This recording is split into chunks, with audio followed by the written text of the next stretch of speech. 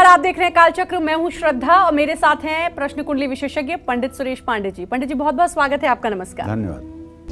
गाय को भोजन कराने से, गाय की पीठ पर हाथ फेरने से, गौशाला में सेवा करने से मजबूत होंगे नवग्रह।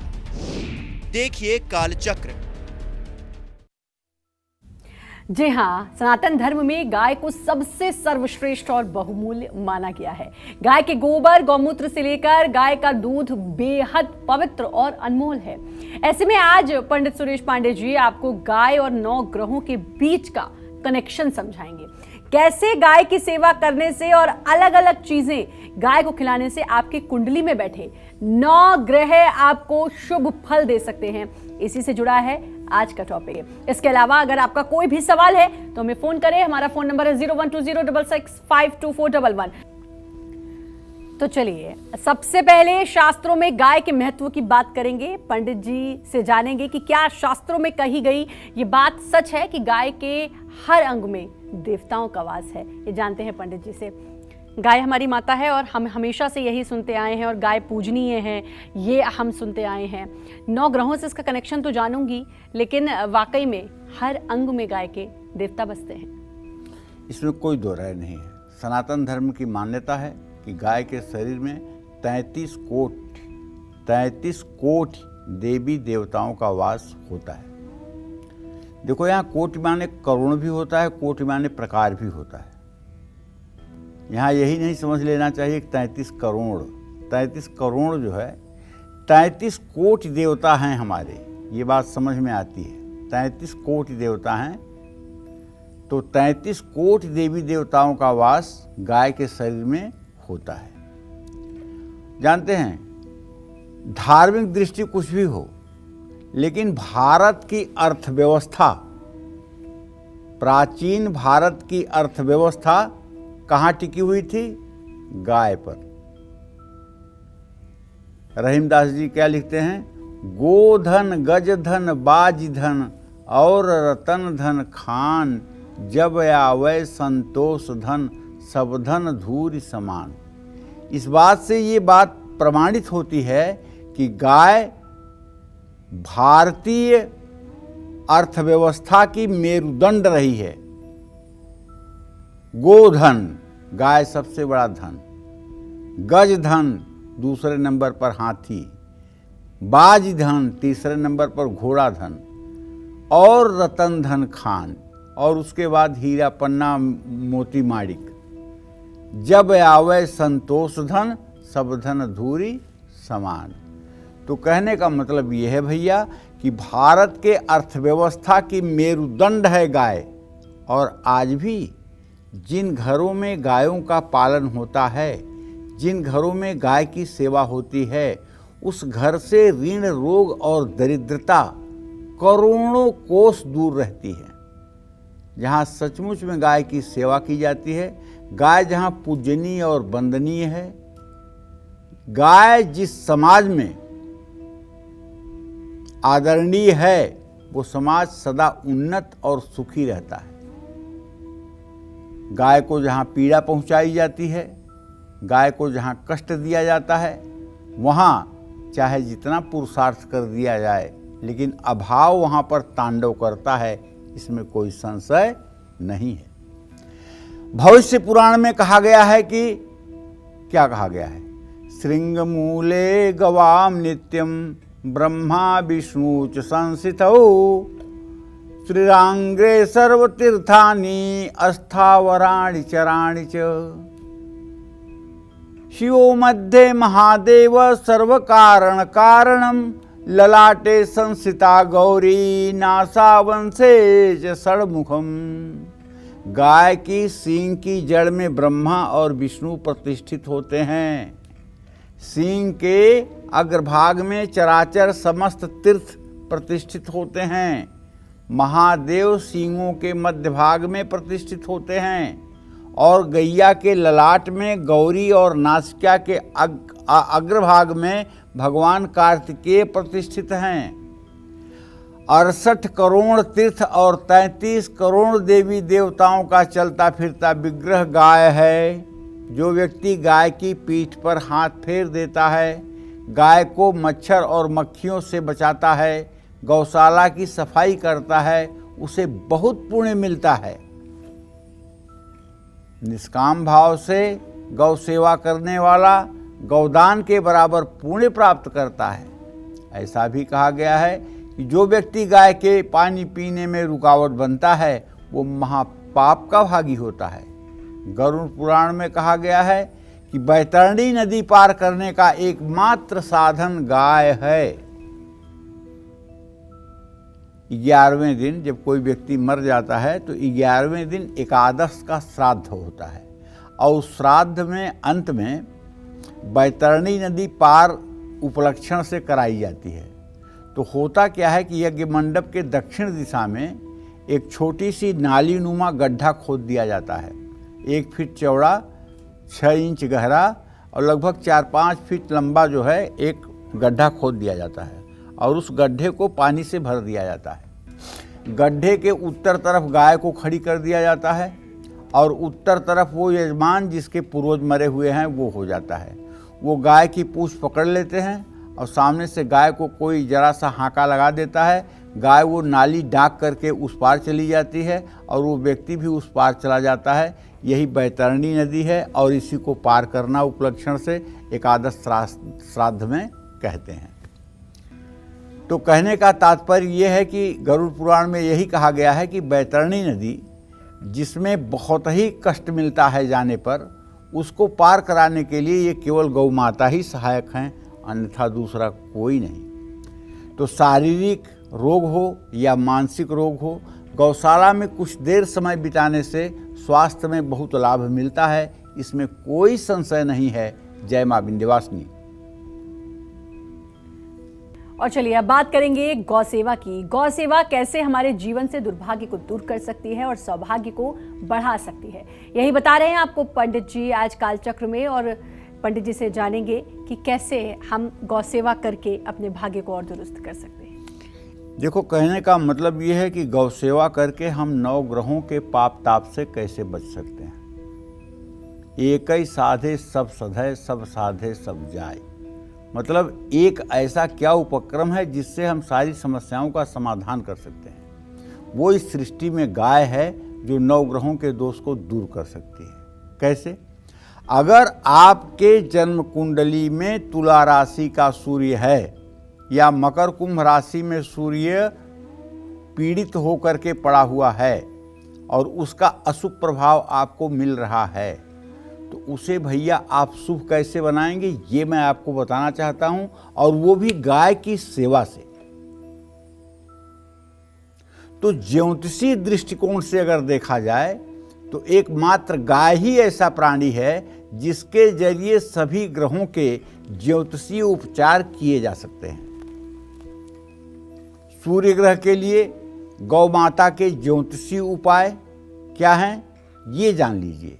यदि आपका सूर्य निर्बल है, 2 पापक ग्रहों के मध्य में है, पापक ग्रह सूर्य राहु की दृष्टि में है, यदि ऐसी स्थिति में या नीच के नवांशक में है, तो ऐसे में अगर सूर्य अशुभ स्थिति में है तो आप नियमित रूप से गाय को साबुत गेहूं उबाल करके और उसमें थोड़ा सा गुड़ डाल करके गाय को ठंडा होने पर खिलाइए। इससे आपका तेज और प्रभुत्व का विस्तार होगा, आपका आत्मविश्वास बढ़ेगा और सूर्य का नकारात्मक प्रभाव आपके ऊपर से दूर होगा। क्या करेंगे?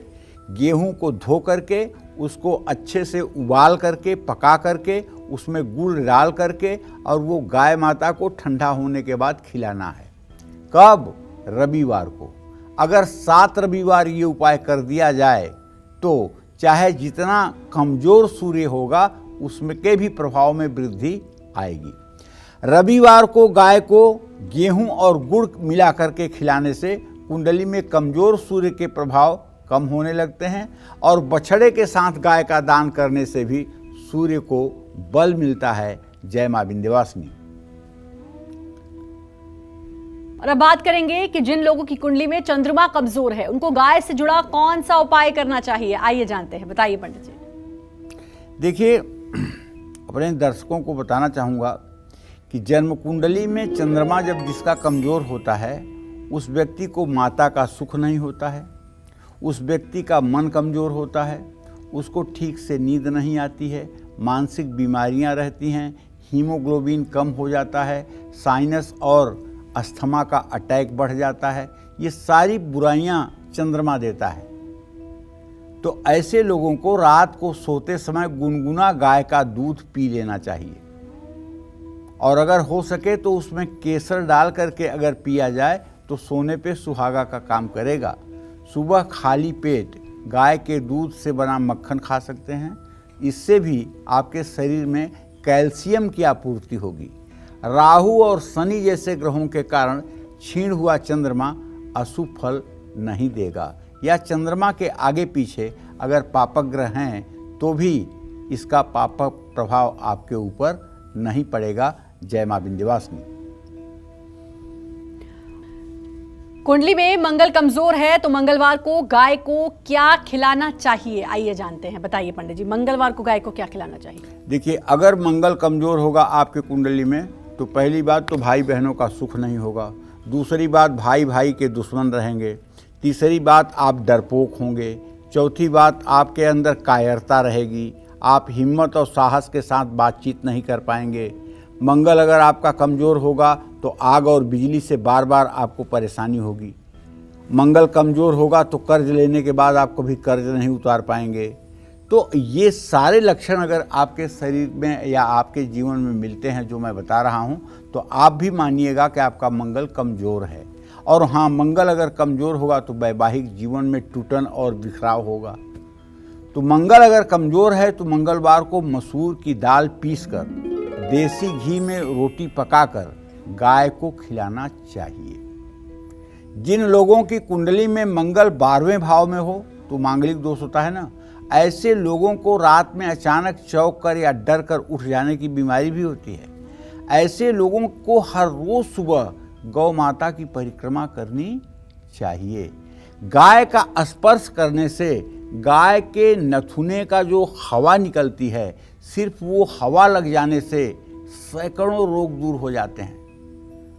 हम जब घर पे रहते थे और कभी किसी के मूल शांति का मौका मिलता था, मूल शांति कराने जाते थे, तो वहाँ मूल शांति में मंत्र चाहे 2 कम पढ़ें चाहे ज़्यादा पढ़ें, हवन की आहुतियाँ 4 पढ़ें या ना पढ़ें, लेकिन एक उपाय जरूर करवाता था, शास्त्र सम्मत उपाय। वो क्या? लाल शॉल में या कंबल में बच्चे को लपेट करके पिता के हाथ में दे दिया जाता था, और पिता के हाथ में थोड़ा सा गुड़ दे दिया जाता था दाहिने हाथ में। बाएं हाथ से बच्चे को पकड़कर दाहिना हाथ नीचे से करके उसमें गुड़ लिए रहते थे, और किसी सीधी गाय के पास जा कर के खड़े हो जाते थे। गाय जब मुंह अपना गुड़ के लिए करती थी तो उसके नथुने से जो हवा निकलती है वो बच्चे को लग जाती थी, और इसी से हम पूरी मूल शांति मान लेते थे। ये शास्त्र का विधान है भैया। गाय के नथुने से लगी हुई हवा मूल के दोष को क्षण भर में नष्ट करती है, इसमें कोई दो राय नहीं है। ये बात बिल्कुल आजमाई हुई है।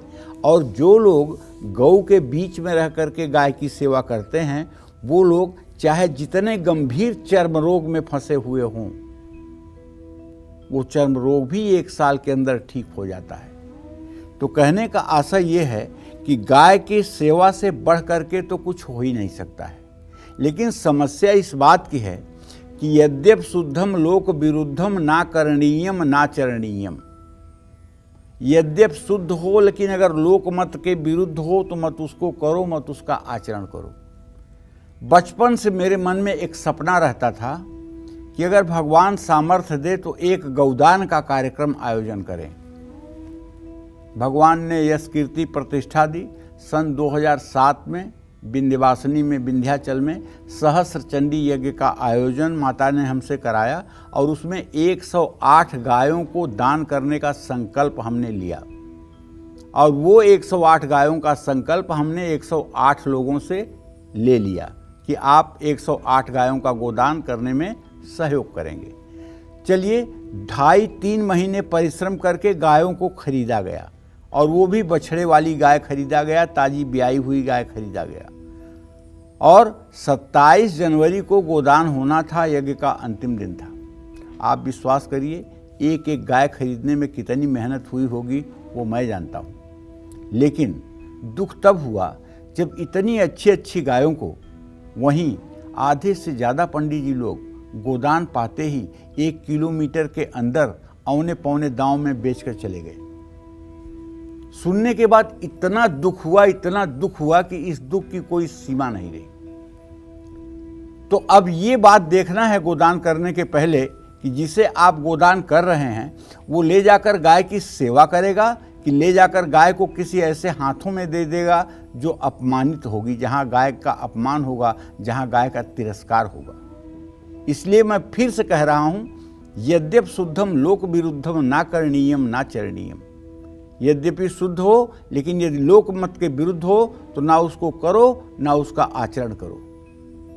गाय को पालने वाला अगर है, गाय की सेवा करने वाला है, उसे ही गाय सोच समझ करके पूरी जानकारी इकट्ठा करके गोदान करें, वरना गोदान का दोष भी आपको लगेगा। अगर आप किसी ऐसे व्यक्ति को गोदान करते हैं जो ले जाकर के गाय को प्रताड़ित करे या गाय की सुरक्षा संरक्षा ना कर पाए। जय मां विंध्यवासिनी। आज पंडित सुरेश पांडे जी हम सभी को गाय और ग्रहों के बीच का खास कनेक्शन बता रहे हैं। अपनी इसी चर्चा को आगे बढ़ाते हुए बात करते हैं राहु ग्रह की। कुंडली में राहु ग्रह अगर अशुभ प्रभाव डाल रहा है तो आपको गाय को क्या खिलाना चाहिए, कैसे गाय की सेवा करनी चाहिए, आइए जानते हैं। बताइए पंडित जी। देखिए, अगर आपका राहु खराब होगा तो पक्की बात है कि आपके जीवन में दुर्घटनाएं ज़्यादा होंगी। अगर आपका राहु खराब होगा तो आप प्रेत दोष से ग्रसित होंगे, आपका परिवार प्रेतादिक दोषों से ग्रसित होगा। अगर आप राहु के प्रभाव में होंगे तो आपके घर में आकस्मिक दुर्घटनाएं ज़्यादा होंगी। अगर आप राहु के प्रभाव में होंगे तो आपको संतान का सुख नहीं मिलेगा। अगर आप राहु के प्रभाव में होंगे तो दरिद्रता तांडव करेगी, गरीबी आपको जीने नहीं देगी। तो ठीक है, अगर इन सब योगों में से कोई भी लक्षण आपके जीवन में है तो आप हर रोज दोपहर को या दोपहर को 12 बजे दिन 7 तरह का अनाज पिसवा लीजिए और उसकी रोटी जौ और ज्वार का आटा मिला करके बनवा लीजिए। रोटी काली गाय या भैंस को खिलाइए। गौशाला में किसी एक गाय के सेवा की जिम्मेदारी खुद अपने ऊपर ले लीजिए। देखिए फिर कैसे मतलब कि आपका कल्याण होना शुरू होता है। क्योंकि कहते हैं ना, गाय से को गया है और भैंस से को भया है। गाय की सेवा करने वाला कभी पतन पर नहीं जाता है, ये बात एकदम पक्की तरह से जान लीजिए।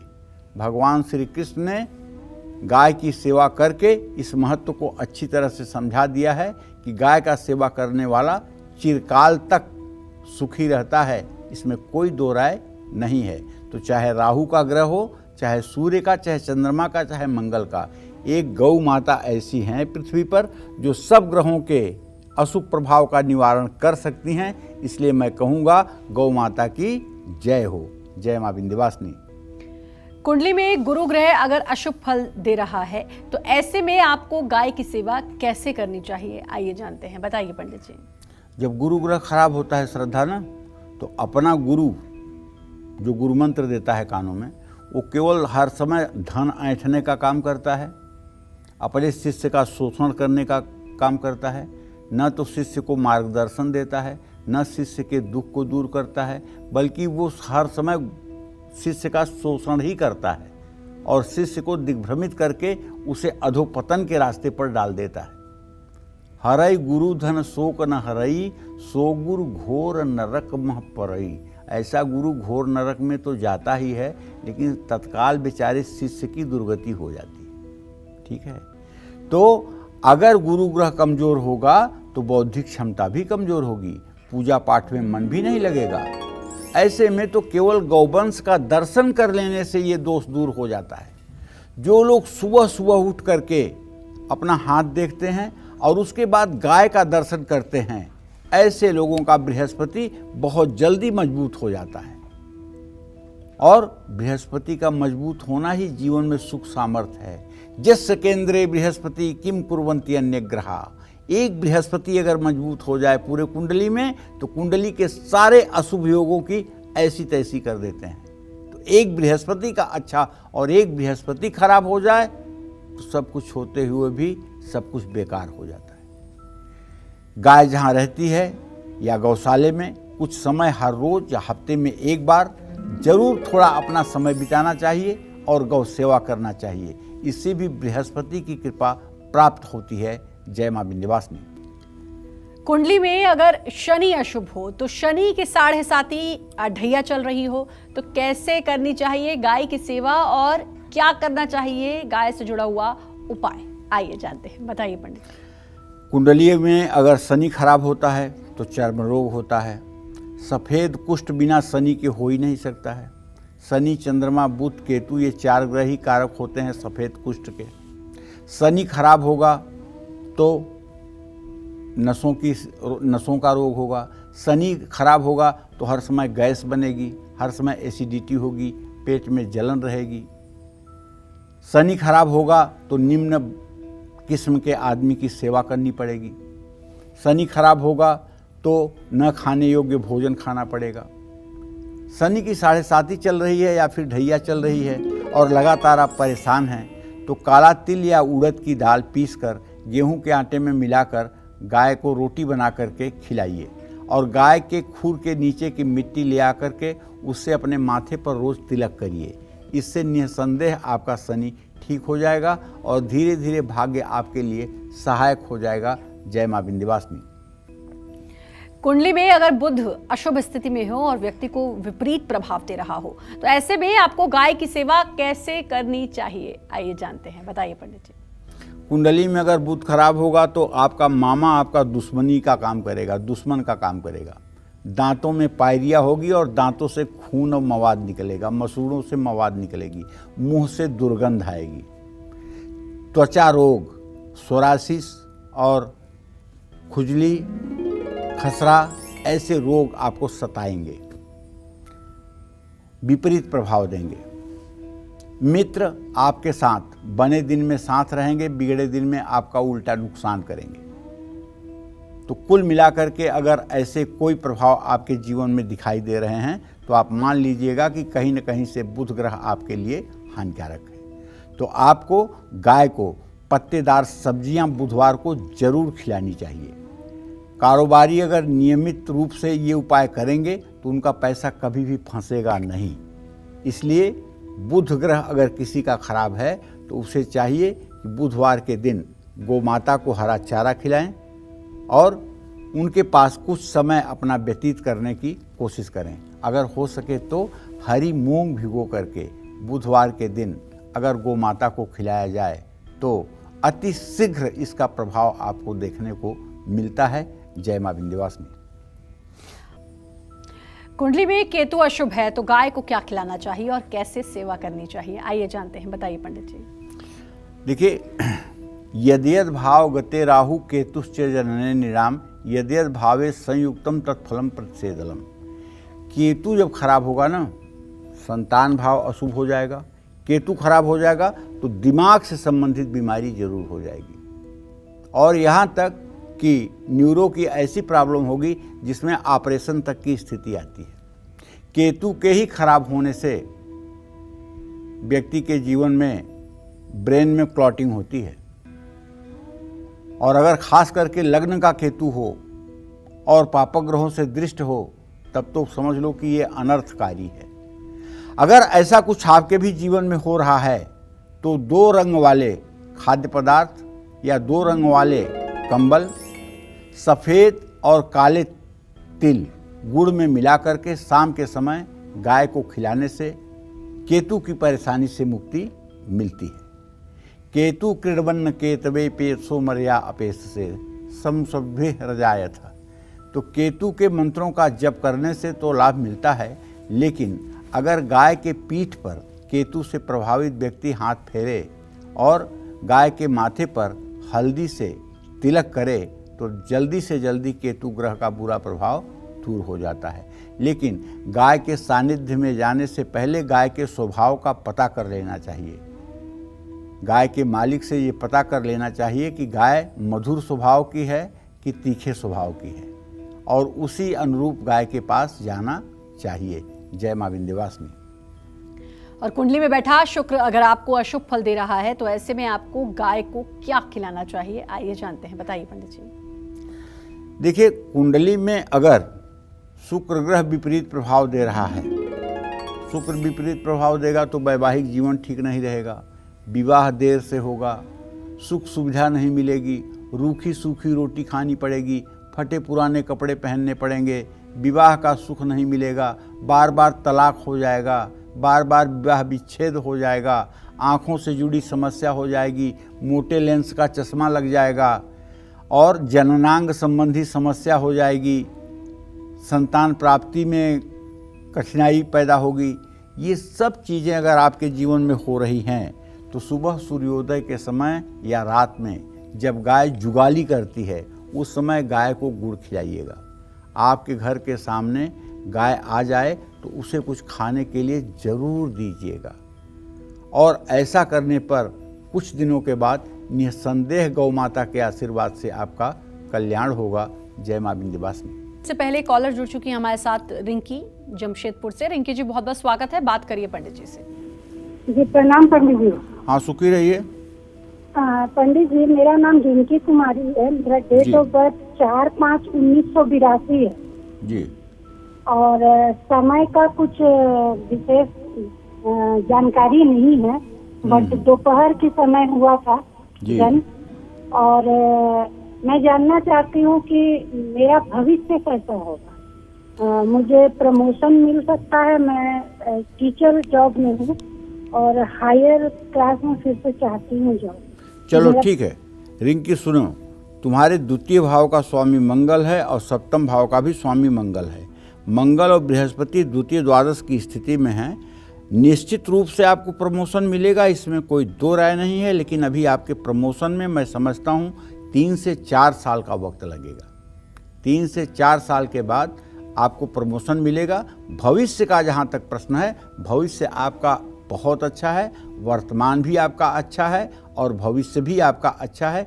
एकदम निश्चिंत रहिए। अगर कुछ कर सकती हैं तो 16 बृहस्पतिवार के व्रत करिए, केला के पेड़ की पूजा करिए, इससे आपका पारिवारिक जीवन भी बहुत अच्छा रहेगा। जय मां विंध्यवासिनी। और कॉलर हमारे साथ जुड़ चुके हैं शिवांगी लखनऊ से। शिवांगी जी, स्वागत है, बात करिए पंडित जी से। पंडित जी, आपको बहुत बहुत प्रणाम। हाँ, सदा सुखी रहो बेटा। पंडित जी, मैं अपने भाई के बारे में पूछना चाहती हूँ। उसका नाम सौरभ है भैया का। उनकी डेट ऑफ बर्थ है 1986, 18 अगस्त, दिन सोमवार, 9:15 बजे। भैया की सरकारी गवर्नमेंट सर्विस कब तक लग जाएगी, कब तक उनकी शादी अच्छी हो पाएगी, हो सकता है मेरे बारे में भी बताएं। मेरा डेट ऑफ बर्थ है 1994 को, बुधवार को। आपके भैया को ना तो सरकारी नौकरी का योग बनता हुआ दिखाई दे रहा है, ना मैं इस विषय में कुछ कह पा रहा हूँ। इनसे कहिए प्राइवेट सेक्टर में अपने जीवन के लिए प्रयास करें और उसमें इनको सफलता मिलेगी। दूसरी बात, विवाह के योग में अब काफ़ी विलम्ब हो चुका है। सरकारी नौकरी का इंतजार करते रहेंगे तो विवाह में भी विलम्ब हो जाएगा। 32 साल की उम्र हो गई है। अब जल्दी से इनसे कहिए कि बृहस्पतिवार के दिन ओम ब्रिंग बृहस्पतये नमः का 10 माला जप कर लिया करें, केले के पेड़ में जल डाल दिया करें और हो सके तो केले के पेड़ के नीचे एक घी का दिया जला दिया करें, जिससे इनके विवाह में शीघ्रता हो जाएगी। लेकिन सरकारी नौकरी का कोई योग नहीं है। जय मां विंध्यवासिनी। और एक और कॉलर है हमारे साथ मनोरंजन जी बिहार से। बहुत बहुत स्वागत है आपका, बात करिए पंडित जी से। हेलो पंडित जी। हाँ बोलिए। प्रणाम पंडित जी। सुखी रहिए। क्या नाम है आपका? मैं मनोरंजन कुमारी बिहार वैशाली जिले से बोल रही हूँ जी। मेरा जन्म 24/9/81 है जी। और मेरे बेटे का जन्म है 24/8/2004 जी। ये उसके पढ़ाई के बारे में मैं जानना चाहती हूँ कि उसको मैं क्या पढ़ाऊँ, किसका भविष्य उज्जवल हो। वो नंबर नहीं लगा और मेरा भविष्य कैसा होगा। चलिए मैं आपको बता देता हूँ। आपके पुत्र भाव का स्वामी बृहस्पति है, उससे पंचम भाव का स्वामी मंगल है।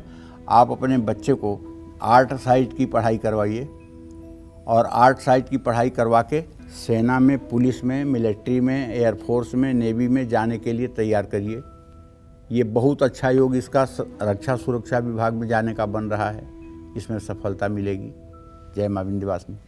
पंडित जी, आपने बताया कि गाय और ग्रहों का क्या कनेक्शन है। अपना समय दिया, बहुत बहुत धन्यवाद। और उम्मीद करते हैं आज का विषय आपको पसंद आया होगा। कल फिर एक नए विषय और आपकी परेशानियों को दूर करने के लिए ढेरों उपाय लेकर आएंगे हम पंडित सुरेश पांडे जी के साथ। तब तक कालचक्र की पूरी टीम को दीजिए इजाजत और देश दुनिया की खबरों के लिए देखते रहिए News 24। नमस्कार।